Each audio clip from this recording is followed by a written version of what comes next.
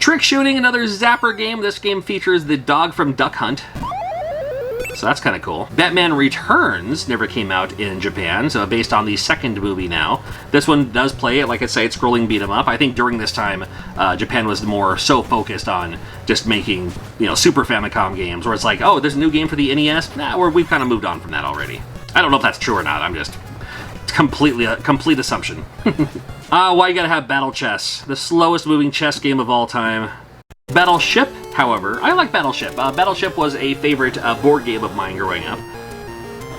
And the fact that you have different kinds of missiles you can shoot that does like a barrage of missiles all at once. That was pretty cool too.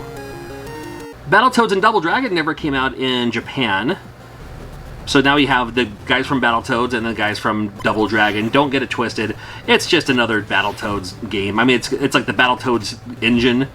And it happens to have the Double Dragon guys, a little cameo there. I love the crossover. I'm always down for a crossover. But it's just another Battletoads game. And it's a decent-ish one at that. Beetlejuice. I was so let down by this game. I wanted to like this game so much. And this game did so little. Best of the best championship karate. I like this game. It was one of the first games I remember that you could actually create your own character and put exactly the moves you want in your moveset. I didn't do that in this playthrough. I just started hitting random buttons, but I thought the animation was fantastic. Bigfoot. Huge shout out to Bigfoot. The second or third stage actually takes place in Yakima, Washington, my hometown, for the hill climb, which I guess kind of makes sense for Yakima being in a valley. But they made a Bigfoot game, and Bigfoot, like, legendary celebrity superstar status in the United States, especially in the 80s, a little bit in the 90s. So it makes sense that there would be a Bigfoot game. I mean, there's a Bigfoot, like, Saturday morning cartoon, right?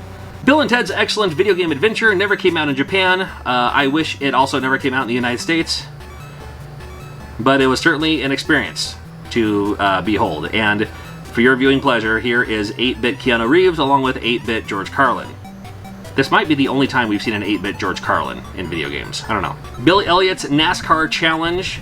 I'm not the biggest fan of NASCAR. I have a couple of friends who are a fan of NASCAR, and if you are the same, where you're just like, I don't know what I'm doing with NASCAR, they put it to me like this. Think about any sport, and you have your favorite team that you cheer for. Congratulations, that's NASCAR. You find your favorite guy, and you cheer for him. It's that simple. And I was like, oh, yeah, I guess it kind of makes sense. There's a race car driver, last name is Riggs. That's my guy, sure.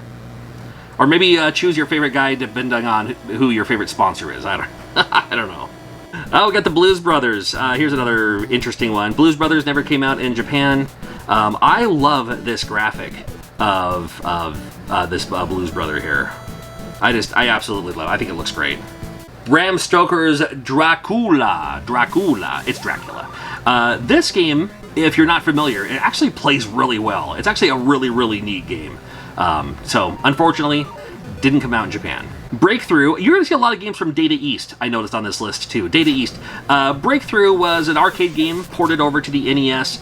You want to keep driving fast, but you can't because there's mines, there's stuff in the way, rocks fall on top of you, and you can jump the weirdest kind of vertical jump ever going over things. Caesar's Palace, this is the game that your mom played. It is a gambling game on the NES. We get casino games, they get pachinko games. That's how that works. Championship Pool. Come on now. As far as the billiard games go for the NES, this one's really neat. This one plays a little bit more professional, while the other ones, like Side Pocket, are a little bit more arcadey. But this one feels like it's a little bit more physics aligned, or whatever that term I'm looking for is. Captain America and the Avengers never came out in Japan. That's unfortunate.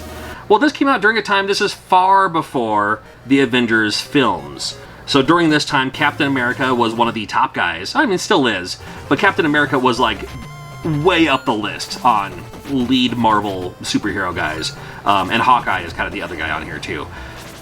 I think it plays really well. Captain Planet and the Planeteers. This is a really, really tough game. I recently did a video on like hardest NES games. This one could have made the list. Because the first thing you do is fly your ship. You're like, no! It should have been, you play as the kids to get your ring back, and then once all 5 of you have your rings, the 6th stage, you play as Captain Planet to take down the guys. Captain Skyhawk was not a cartoon with a good message. It was a game made by Rare, actually, believe it or not. It has that vertical, it's like isometric, but you're still behind the ship.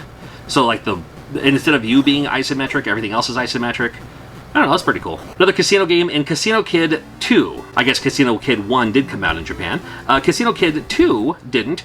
This one, I liked the first one because that's the first one I played. This one was cool because the people you played against had a call, and if you learned, like when they would say something, if you learned what they said, what that meant, or as far as like gambling goes, you could win every time. So that's kind of cool. You can just look up a guide or something like that if you need to.